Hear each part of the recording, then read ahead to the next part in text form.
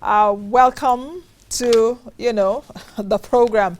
I am Nnaji. I would have to say happy birthday, Nigeria. Happy Independence Day to every one of you. Today's program is a special program. It is a program that was actually put together to be largely interactive, beyond just speaking to my guests here in the studio, but also making it very interactive with some of our lucky viewers joining us on set. We have 4 gentlemen that are joining me right now to my left. Those are the lucky viewers. Fantastic. You've seen them right on the screen. So let me start the introduction. Ugochukwu Okoye, welcome to the program. Kester Ozere, welcome to the program. Nwachukwu Kelvin, welcome to the program. And Cornelius Ndubuisi, welcome to the program. I don't know why there's no lady.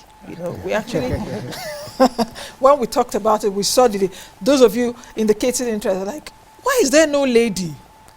But ladies make money, so they should be watching the show. But welcome to the show, guys. Thank you. All right, let me introduce my guests here at the table. Dr. Ifedi Okwenna is the DG Save Democracy Africa, is also the convener, Democracy Africa Youth Parliament. Welcome to the program, Doctor. It's my pleasure being here. Dr. Obadiah, Malafia, you know him on the show, a regular guest, thought-provoking. Let's see what we will do today again with some of his perspectives. Dr. Obadiah Malafia, former Deputy Governor at the Central Bank of Nigeria. Dr. Malafia, good to have you on the program Thank today. you, Nancy. Thank you for having me. Happy Independence Day to you both. Thank you. Thank you. Happy Independence Day.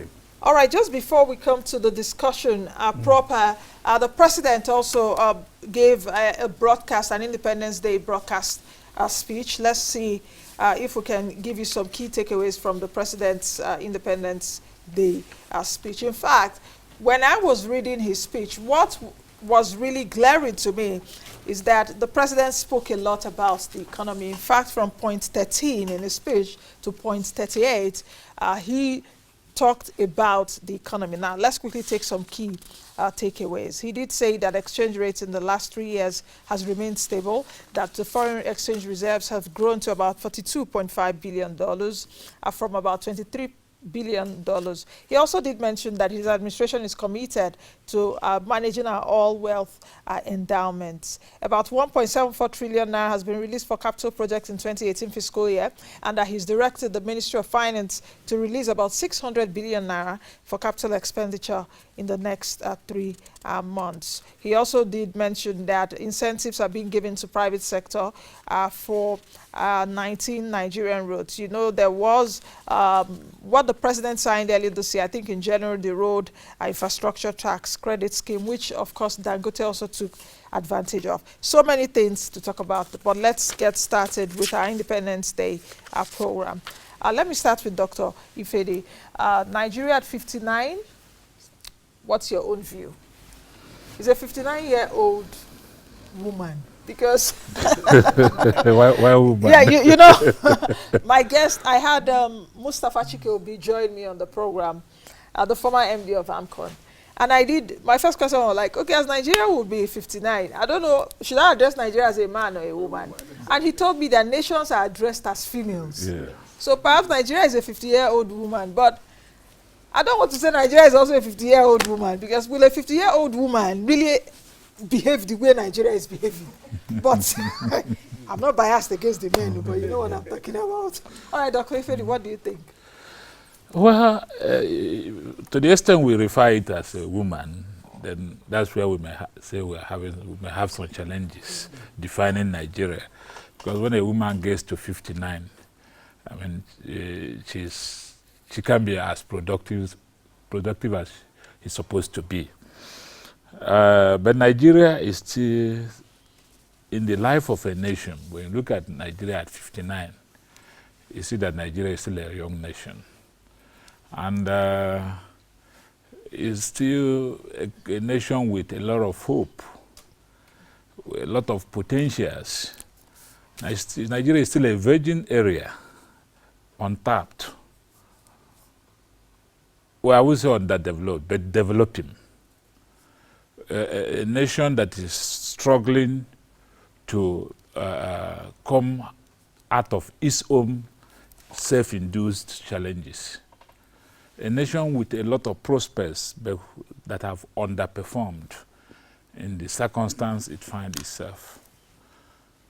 But Nigeria is a nation of great hope, a nation where if we get things, our politics right, a nation that will lead and others will follow, a nation that will give Africa hope, that will position Africa, not only because each time I tell Nigeria, I say, look, don't see Nigeria as ordinary Nigeria.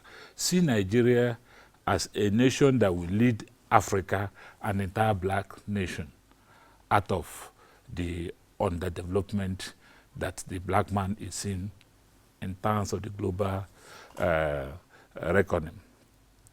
Once Nigeria gets its ass together, Africa is liberated. The black race comes to the table to discuss effectively among the Committee of Nations. So at 59, we could have done better. But that is not to say that all hopes are lost. No, there are a lot of positives. That is Nigeria.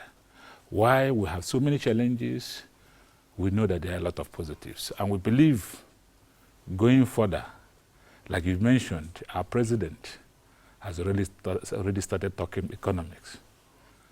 When we do that and relegate politics to the background, I mean, if we learn a situation whereby once elections are over, politics takes the backstage, governance and economic development takes the center stage, I think Nigeria will endure and position itself the place it's supposed to be. So I think there's hope for Nigeria. Dr. Malafia, what's your view? Well, interesting, the view expressed by my brother, Dr. Ifedi here. Well, you know, when a woman is 59, the age of maturity has set in. But when she's 59 and she's still behaving like a small girl, she's not serious, she's not taking care of herself, then we have a big problem. And this lady we are talking about has not been a very serious woman. She has not looked after herself. I beg to differ now. 50-year-old man. Nigeria is a 50-year-old man. Or, exactly. To be on the safe side, it's a 59-year-old nation. Nation. Exactly. I beg to differ, not exactly. woman now, Exactly. even though they address. That's right. you know, they say that, you know, when a woman reaches 40, yes, it is said that life begins at 40. Yeah. This is a time when she's spreading her wings, she's consolidating, you know. She has defined her own identity and her place in life with her family, in her career, and so on.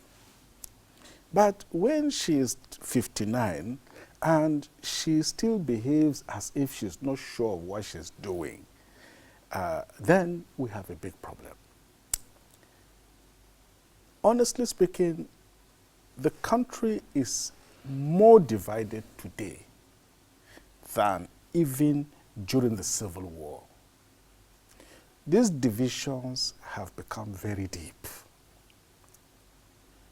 There's a feeling that, especially when you talk to young people, I like going to universities, giving public lectures, and most of our young people are just scheming how to move to America or Canada or somewhere else. They feel that Nigeria offers them no hope. They feel that their future has been mortgaged. And we are more divided than ever. We are one of the worst countries for insecurity. Just try driving from here to Kaduna, just 2 hours. Your heart is almost like leaping out of your chest with fear, with anxiety.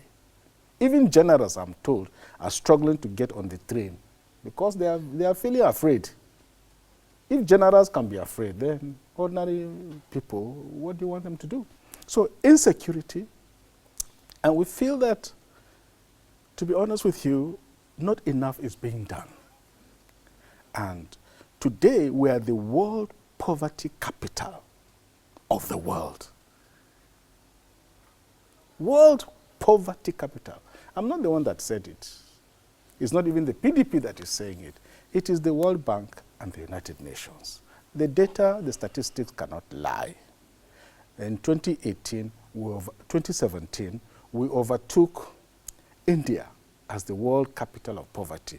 India has 87 million poor, India has 70 million poor people out of a population of 1.3 billion. This is just about 18% of their population.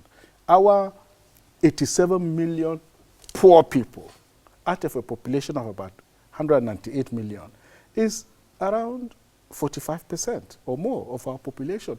This is frightening. That is why you have such massive social problems. There's a lack of collective purpose. There's a lack of collective direction. The only thing we can boast of today in Nigeria, in my view, are just 5 things.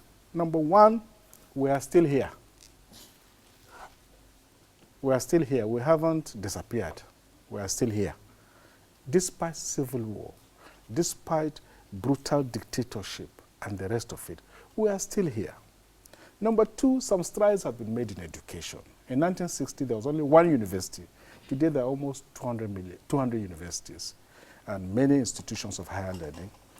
Nigeria has never really experienced a famine.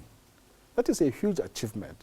Despite the bad policies in agriculture and the economy, this is one country where you have never experienced poverty and famine. Nearly all our neighbors have been in famine and all kinds of devastation, but we've been spared that one. And then Abuja is an achievement, to be honest with you. It's a great achievement. It is in the capital of is the center of the country. It is a lovely city. Most people that come here admire Abuja. It is a great achievement, but I fear that it is also deteriorating. The peak period for Abuja was during the time of Nasser El-Rufai. He was an outstanding project person, even though a disastrous politician.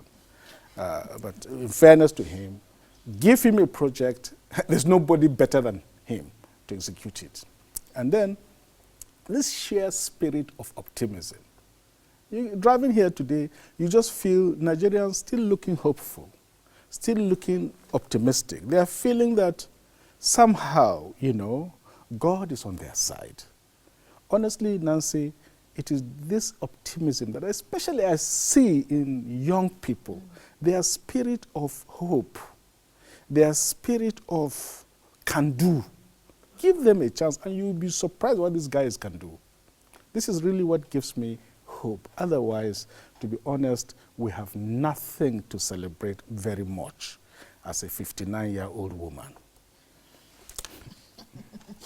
Doctor wants me to fight with you. Exactly. Or a 59-year-old man. Exactly. With a 59-year-old man. Exactly. Absolutely. All right. Just to still remind our viewers, we have members of our audience here. I will come to you shortly. But let's quickly take this Independence Day broadcast by the president and listen to what the president had to tell Nigerians on October. Oh, okay. We will take it shortly. So let me come to members of our audience now. Dr. Malafia did say that, we have so much optimism, especially in young people, the can-do spirit. And you're young men, so to speak. Let me start with Ugo. What do you think? Are you still as optimistic this 59-year-old Independence Day anniversary? What are you optimistic about? Or just tell me, speak to me. Well, I would say if there's any place that hope lives, is in Nigeria, and it lives among the youth. Because for us, it's like looking at your 59-year-old dad not living up to his responsibility. It's disheartening. It's very, very disappointing. But then if you meet Nigerians, young Nigerians, fellow young Nigerians on the street and speak to them, you discover that there is a glimpse of hope in there. They are hanging in there. And it's very evident that they are just looking for an opportunity to get redemption. So I still believe one way or the other, there is hope, because if you look at the whole innovations being championed by the youth, you discover that one way or another, the youths are still the very hope and the future of Nigeria. So I believe it's just a matter of time, and we'll get past this stage. And Kester, let me come to you. Do you share his own views too? Do you have that optimism? Are you optimistic about the country? And what's also making you optimistic? Okay, I would like to start first by wishing Nigeria a happy 59th birthday. And then I share in line with what he has said. We're optimistic. The youths are, for every time the youths of Nigeria wake up, they are optimistic that the Nigeria project will work. They are assured that this country will be fixed. But then, with the things around, the policy statements of the government, the leadership, the governing principles, and then we see that there's a lack, or there's a deep sense of not recourse to what government should do. Then there's another point that the youths get to wake up to. They wake up to the fact that, you know, like we have been surviving lately in Nigeria, all the youths wake up with that sense that the daily bread will always come by. But there's also that failure index that a Nigerian youth expresses for every time they hear about the Nigerian project. But I know that the youths are optimistic about what Nigeria is going to be. And then we know that when the youths come, because if you look at Nigeria generally, the people who should cause the essence of good governance are Nigerians, are the youths, sorry. The youths are pivotal to bringing in the good governance we all desire. The youths are pivotal to ushering the good governance that Nigeria desires. So I'm optimistic as a youth, and I share the light of other youths in the streets of Nigeria that the Nigerian project will work definitely someday. Okay, let me come to Cornelius. When will that Nigerian project work, especially for a country that has so much in terms of assets, in terms of resources, especially in the young people? Nigeria is a country of about over 200 million people now, according to the data by the UN sometime, so just some weeks ago, was it last month or 2 months before? And majority of that population is made up of young people, such as you right now in the studio. Do you also think that young people are alive to the responsibilities to make Nigeria better? In terms of course, during the days of perhaps Dr. Malafia, when they were growing up and all of that, you saw young people, the likes of the 25-year-old, like they say, Gowon became head of state, I think at 30 or even before he became 30 years old. So are we seeing that kind of owning the country and saying, we are young people, we are more than any other population in terms of the youth population, and take the country and say, we don't want this again, we want a better Nigeria? I hope you understand what I'm saying. Yes. I do. So have you seen the youth being alive to the development of Nigeria, or are they just being distracted by some other things too? What I would say is it's a bit tricky when we talk about hope as coming from the youth population. Yeah, if you go to Twitter right now, for the past 3 months, check the trend. BB Niger is up there. And then when you go through the conversation, you'll find that a good number of the people there, that the people we're talking about, the youth. And the other day in Lagos, we heard about the fans of this person and the fans of the other person coming out to the streets to do some kind of rioting, some kind of fight. So that's a group of the youth we are talking about. And then when you talk about this set of youth having hope, then it will be that, that there are different sources of hope. Number one of the sources of hope is when you don't have a choice. For instance, if you can't do anything about Nigeria, you have two options. It's either you have hope, because hope doesn't cost a thing. It's as simple as waking up every morning and trusting that you are going to be fine. Or you want to kill yourself. That's when you've lost hope. And So we're seeing a lot of that now because the suicidal rate in the country is getting higher. Yeah, that's true. So those who choose to be so hopeful and optimistic when they are in the group of those who are doing nothing about it, you just find that they have hope because they don't have a choice. But now, there's another group of Nigerian youths, as I would say. I know Okoye, for instance, we went to school together. He studied political science and geography. And then when we came to the studio, we discovered we were in UNN together too. Oh, University And we of attended Nigeria. some classes together. He studied political science. Oh, so it's like a reunion here. Yeah. and you didn't know. Yeah, we didn't know, really. You see what they say that, you know, what life can be, yeah. So what I'm trying to say is, when you look at this class of youth, you find that they are trying to get themselves ready for the D-Day, because that day will come. The way it works, we are under some physical and biological laws. Everybody that's about a certain age will die someday. They will live someday, somehow. We might not be able to go to the seats of power and oust them out, but somehow somebody will get sick and die, and we'll keep growing and going that way.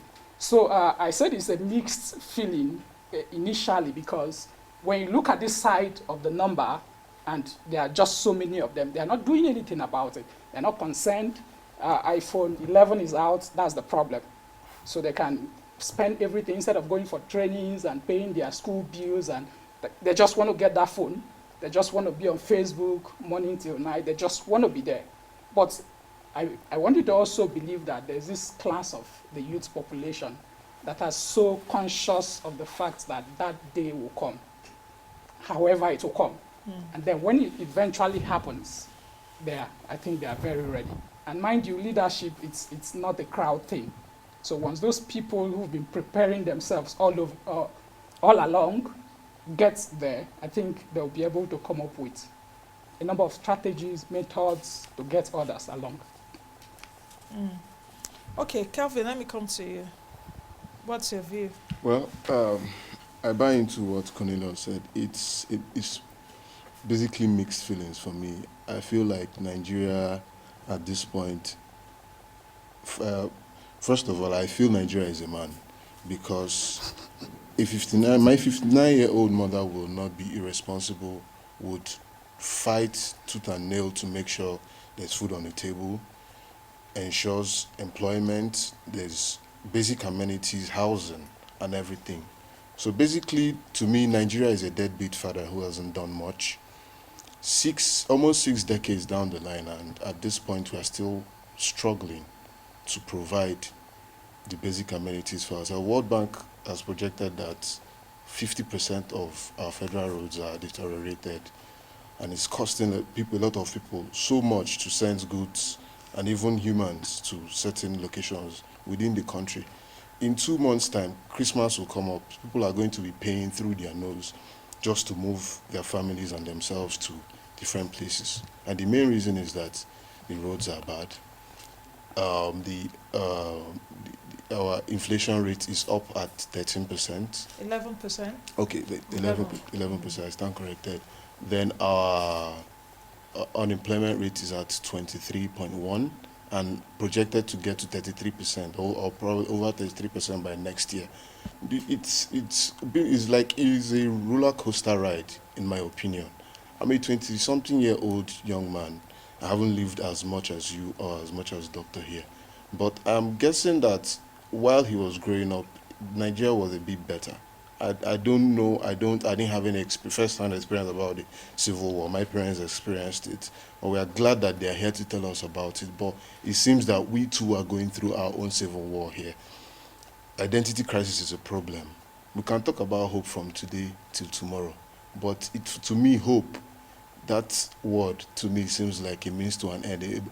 A bunch of us young people are trying to save up enough to go out of the country and not come back, and probably go get some of our relatives to come and join us wherever we've made home. So Nigeria at 59 really doesn't speak of hope, in my opinion. We should do better. We should do better. In fact, Yes. your face is even telling me one more story. Exactly, I'm passionate about it. Yes, your face is telling more stories than what you're saying. And with what I'm reading, your facial language is that of, I'm just tired of this country, isn't it? I'm not there yet. All right, so doctors, we've heard from the young people. And these are, the resources, human resources that Nigeria actually needs to even move forward, because like I always say on the program, the greatest asset Nigeria has is not even the mineral resources that Nigeria thinks It's the people. it possesses. It's the people, you know. What's your reaction, Dr. Ifedi? Yeah, even though I'm a mentor of the youth, I've worked with the youth for so many years. I get inspired with what I've just heard from them. And I feel that I should be indicting myself for maybe, each time we indict government, it's not all about government. We should ask ourselves, what have we in our individual, as individuals, to better Nigeria for everybody? Yeah, the government have the percentage of it lies with the government. But individually, we should give hope to the young ones coming up. 59 years down the line, a lot of us and those ahead of us benefited from this country. Nigeria was good. There was a time people go to lunch in London. 18,000 naira, you are in London, the flight ticket. You buy cars at with 3,000 naira in this country. They didn't test it. They didn't know about it. Nigerians were welcomed in London markets with open hands. Our currency was strong. Our currency was so strong. Now, anywhere you go, you are proud to be a Nigerian. No Nigerian want to leave. We had hope. We believe in our country. Suddenly, we could not manage ourselves. We could not manage our resources. There was boom, and boom became a doom, and it destroyed us. It boils down to leadership. I still believe everything boils down to leadership. Leadership from the family level, the community level, local government, state, and at the national level. All of us cheers in this. I should expect the youth to have hope, to talk gloriously about this nation. But at 59, we are privileged to have them, and it's not inspiring. Okay. So I think basically we should do more. As a nation, we should find a way to restore hope. This idea of getting out of this country has even caused more harm for us. I was in Sao Paulo recently. I felt ashamed of being a Nigerian. I saw Nigerian youths, so many of them roaming around the street. In Sao Paulo? Yes, Brazil. Brazil, yeah. The same thing in South Africa. You see youths that should that should re-engineer our economy at home. They have migrated to countries where they are not reckoned, they are not regarded as human beings. Nigeria should ask ourselves, what do we do to give hope to this youth?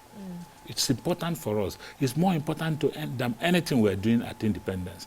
If that is what we have achieved in making sure that our government, our people, individually, that we give hope to our youth, we may have achieved something out of 59 years. Dr. Malafia, the economy at 59, you know, I'm actually even struggling with in terms of analyzing these things, because you take a look at where the economy has been over the last 59 years, the discovery of oil, it seems that all that is a blessing has turned to a curse, as it were, you know, because for those economies that are oil rich, oil endowed, they said they suffer the Dutch disease and all of that. You see poverty, just like you said, we are the world's poverty capital. We have a lot of not too positive indices around us. How do you think that the economy of Nigeria should be resuscitated, at least as we celebrate this Independence Day? Like I said earlier, the president, I was a bit elated. When I read his speech, I was like, okay, the president seems now to understand what we've been saying over the last 4 years, that it's not really about politics. His legacy should be about having a vibrant and creating a vibrant economy. And in his speech, he did dwell on the economy. So what do you think? Well, you see, Nancy, it takes us back to the question of growth. What makes an economy grow? Because we've been growing at some stage, we're even negative 1.8. 2 years ago, 3 years ago, we're about 1.8 minus 1.8, 1.98. And this year we would be lucky even to reach 2% growth. And that's on an aggregate, isn't on it? an annual basis. And that will still be negative because our population normally grows at 3.2%. And if you are growing at less than 2%, it means that your population is far exceeding, your population growth is far exceeding your macroeconomic growth. So we have very serious problems. Number one, an economy grows when there is confidence. When people feel that they are confident in the country, investors will only bring their money when they feel that there is confidence and there is credibility in economic policy and in the direction in which the economy is going. That is when they will feel confident enough to bring their money and invest, both foreign as well as local investors. A lot of people with money these days are transferring it into dollar assets because they don't know what's going to happen tomorrow. We're hearing all kinds of terrible rumors about bloodshed and, you know, people being brought outside to come and slaughter our people. These rumors are very strong and they're getting stronger. Nobody will want to invest in that kind of very unhealthy climate. Number two, focus on infrastructure is very important. We have never exceeded 5,000 megawatts. And in fact, I'm told some of the discos are even refusing to take some of the power generated because they are not confident of how they are going to now send it. They complain about the transmission system, which is very weak. So, and Daewoo, one Korean company, generates 7,000 megawatts for its own company alone. So one Korean company generates more electricity than the whole of Nigeria with 200 million people. So that's a big issue. And of course, tackling certain macroeconomic imbalances in the economy. The expenditure framework is very weak. Our debt profile has now reached $81 billion. That's about 24 trillion naira. When we were complaining bitterly that we were highly over-indebted, our total debt was $36 billion in 2005 when we entered into negotiation with the Paris Club. Today it has more than doubled. It has almost tripled. And here we are. Nobody knows. I just came back from the Northeast recently. We borrowed huge amounts of money from the World Bank for projects in the Northeast. You go to the Northeast, people are still dying, people are still suffering. So the expenditure framework is a big problem. And this government came under the platform of anti-corruption. And I'm not playing politics now, and I'm not grandstanding, God forbid. But if you just look at it as an economist, you realize that actually things have gone from bad to worse. There's more corruption now than before. It's more brazen. It's like, okay, if you come and join us, then we'll forgive you your sins, and nobody in our camp can be considered corrupt. It's only them that can be considered corrupt, which is terrible, which is worse. And so all these, it leads to breakdown of confidence in the economy, and in the sense in which, you know, people feel that they have an environment in which they can invest. And of course, you cannot make progress and grow if there's insecurity. Widespread insecurity, especially in the rural villages. The rural villages used to be the safest and the most secure part of our country. The urban places were the ones where you had, you know, armed robbery, carjacking, and so on. Now the villages are more insecure. Okay. So this is the situation of our country today. So we must have a government that cares. We must have a government of Nigerians, by Nigerians, for Nigerians. Okay, I'll come back to the young people. In case you have any questions for perhaps Dr. Malafia or any of my guests, you're free to ask. So you are my co-anchors today. All right, let's quickly take a break. We'll be right back. Nigeria is set to host the largest gathering of think tanks, industry players, CEOs, and policy makers from Africa. African Economic Congress 2019, Building the Africa We Want. The Congress will feature over 30 thematic breakout sessions, African-European Business Roundtable, African Startup Challenge, high-level networking, and master classes. Date is 4th to 6th November 2019 at the prestigious Sheikh Musa Yaradua Center, Abuja, Nigeria. For registration, sponsorship, and exhibition opportunities, please visit www.aecongress.org.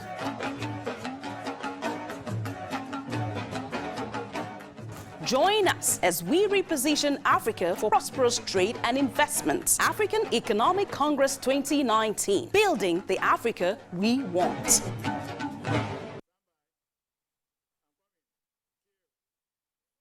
All right, welcome back to the program. It's still our Independence Day special package here. My guests are with me, Dr. Malafia as well as Dr.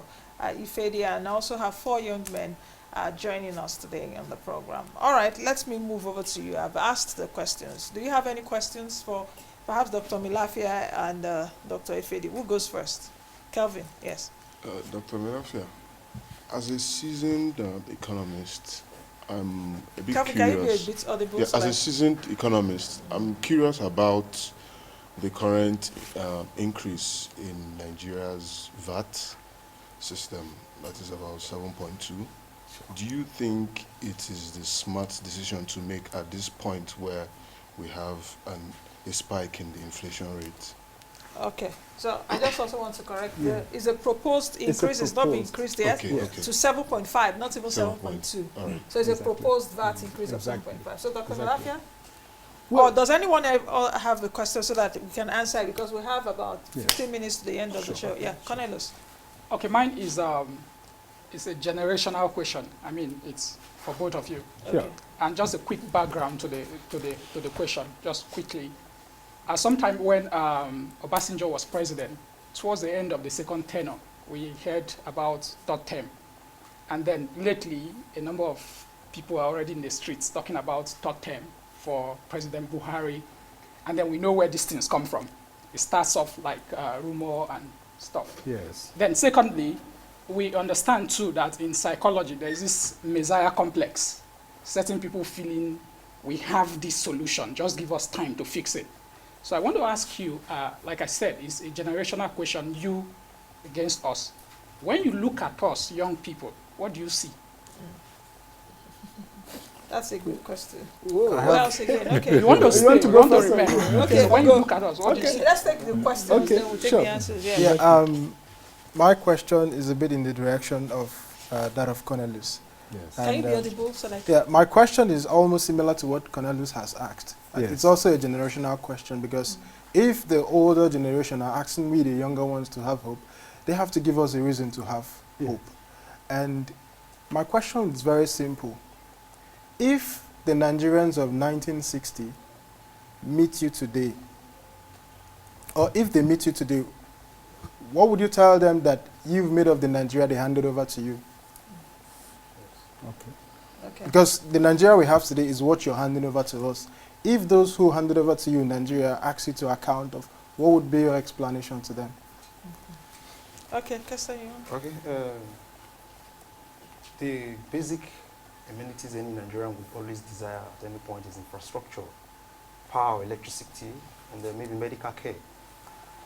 How is the power sector? Of course, when we talk about power sector now, of course, we know that there are other energy policies that are being implemented by the Nigerian government. There are other policies that are either in the pipeline. We have a lot of policies in Nigeria. The problem in Nigeria is not even about policy statements. Sure. It's about how to implement these policies and how to get them working. Sure. I know about quite a lot in the power sector, the power policies. Sure. Now, how do we get this government to implement these power policies? Yes. Because manufacturers will need power.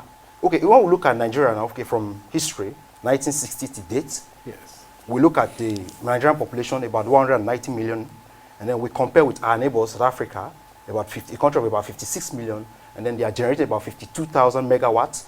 And yearly, they are generating up to about 100 gigawatts. They're able to sell to Swaziland, Lesotho, and other neighboring countries around. But in Nigeria, we are generating just under 7,000 megawatts for a country population of about 180 million. So when we check the margin, we have left about 70% of our population in darkness. A population that is in darkness cannot bring up things to transcend. Now, how would the government come to make these policies, these energy policies like I just said, how can they bring them to reality? It's not just about enacting policies, stating things and all that. How do we make the power sector working? How do we bring these generations from darkness and then bring them to the light so that companies can manufacture, jobs will be created, the youths will be, the average Nigerian youth will be off the street, and then every other things in the economy can take place. Okay. So I think, let me allow doctors to breathe a bit. Dr. Ifedi, answer the question to both of you about the generational question. Dr. Malafia, I'll come back to you in a bit. The generational question which they've asked. If you look at us, what do you see? I'm also part of them. If you look at us, well, what do you see? I see. I guess I wasn't born in 1960. I didn't experience that. Yeah, I think generally it's a two-way thing. Something was handed over. The youth handed over to the youth for information. It's the youth that got independence for Nigeria. They were not old men. It was the youth of the 20s and 30s.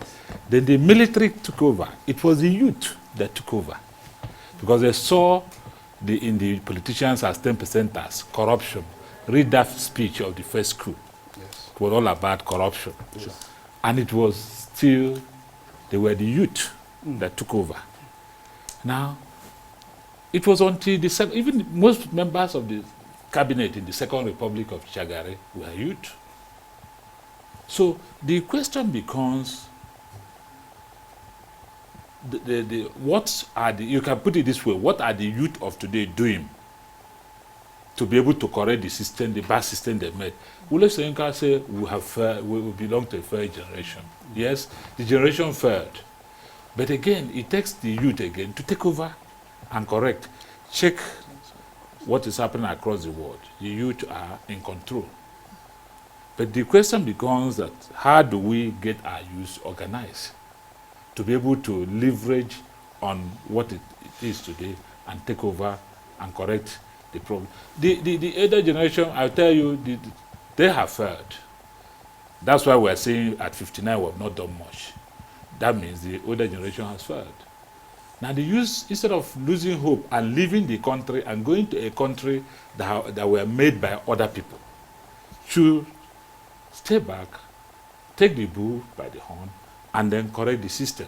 But you find that it's the same youth that are propagating the third term you just mentioned. Now the question will be how? How? There's a how. How should the youths now take charge of this economy at 59 that hasn't done that much? Now, you see, when you look at it from the point of view of holistic nature, it seems impossible. But at macro and micro level, things are changing, even in political situation, because most of the time it's the government that drives the politics of the nation. And you look at other places, people should aspire. And that's why the last time we talked about not too young to run, which the youth encapsulated and put together and got the National Assembly, even when it was obvious to them that they were not ready to. The National Assembly were not ready to pass that bill. But the youth were able to galvanize the whole nation and got that bill. Then when that bill was passed, not much came out of that, no doubt. But it's good that we have an instrument that empowers youth to aspire to positions of importance. Even business generally. We're talking of entrepreneurship. Youth can champion the issue of looking at our education curriculum. Because as it is today, it does not help for employment generation. We read the same type of, we went to the type of education the British gave us, of knowing how to read and write and interpret whatever they want to tell our fathers and mothers. But we can champion that. We look at the way our education curriculum is today and make it to be responsive to the realities of the modern time. there's nobody cares about certificates any longer globally. But here we keep on shunning PhDs and masters and all this. Everybody wants to get degrees. But what has, as I said, what have those degrees translated to? Okay. So we should look at the education curriculum first, and we should look at ways the youth itself can organize themselves towards knowing that they have no other nation. For the mere fact that we realize that this nation is ours and that we have to change it, our mindset will change. Okay, Doctor, let me ask you this one question, which they've also asked, and I want you to answer it in one sentence. When you see us, the young people, what do you see? One word. I see the future of Nigeria. So you say future. Yes. I see Nigeria of today. Oh, so it's not even one It's word. not even now. Sentence. It's not even now. I see, Let me go to when I see you youths, yeah.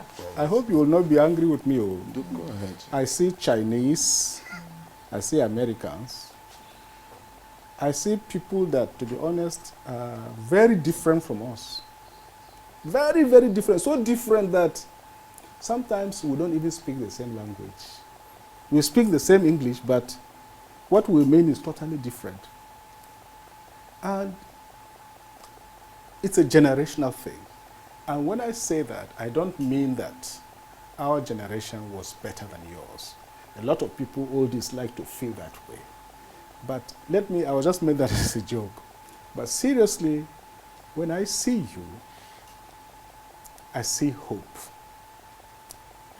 I see giftedness. I see creativity. And I see hope. But let's, underline this point. We are a different generation. I was three years in 1960 when Nigeria got independent. And I can still vaguely remember as a 3-year-old the kind of euphoria going on around me and everybody. And, somebody asked whether whatever was handed over. Nobody handed anything to me. Because if you are deputy governor of CBN, you are in charge of monetary policy, you are sitting there crunching your figures and, doing monetary policy decision making and so on. That one doesn't mean that power was handed over to me. I would love power to be handed over to me. We understand. Because I think I'll do a better job than what is happening. But nobody handed anything to me. That is the truth of it. But there's a big generation. Our generation was very different. It's like we read and read like there's no tomorrow. And I, as a young man, I met people like Dr. Nnamdi Azikiwe, Chief Obafemi Awolowo. These were also young men during their time. But even professors cannot go near them in terms of knowledge and education. No way. Yes. These guys were just out of this world. Okay, Well, Doctor, young men.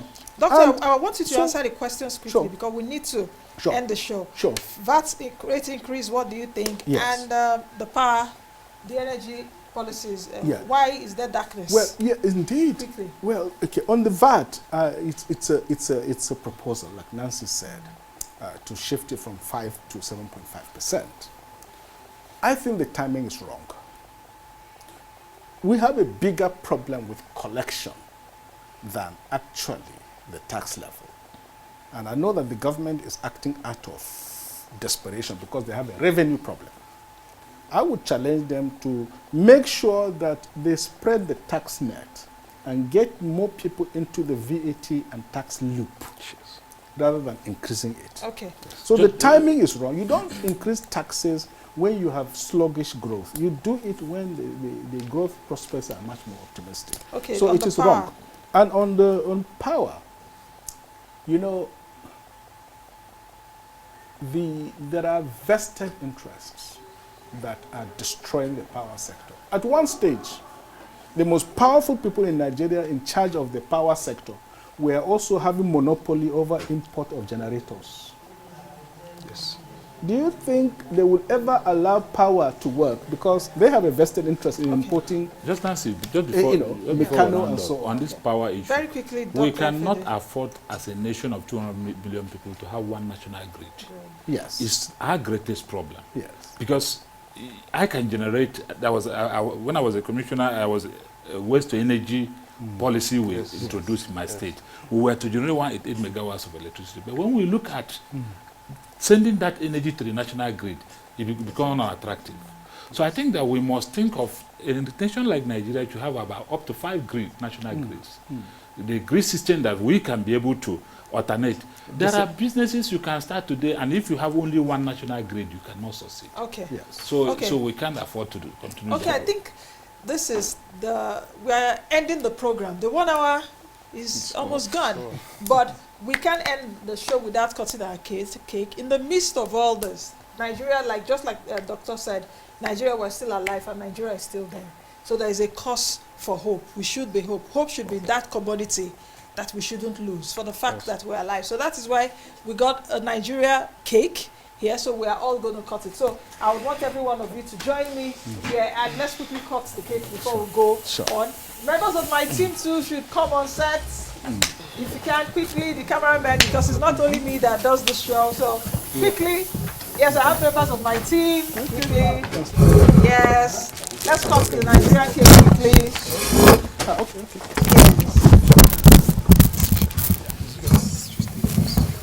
Yes. Okay, very quickly, let's come on set. Members of my team. So these are the members of my team, my crew. You know, that we do all the things at the back end. Yes. All right. Helena should moderate this. Where is she? Or we should moderate this. Sure. Okay, so this is the Nigerian cake. Wow. Perhaps we should just say, what should we say, Doctor, tonight to Nigeria as we cut the cake? Happy birthday. Birthday to Nigeria. Okay, so everyone should put their hands and let's cut quickly. Yes. Okay. So happy birthday to Nigeria. We wish Nigeria well. We wish Nigeria progress. Yes. We wish Nigeria success and hope that the economy of Nigeria will be better from now on. Even as we approach now the 60 years next year, things will be better. Yes. So happy birthday, Nigeria. Happy birthday. All right, that's the much we can take on today's edition of the show.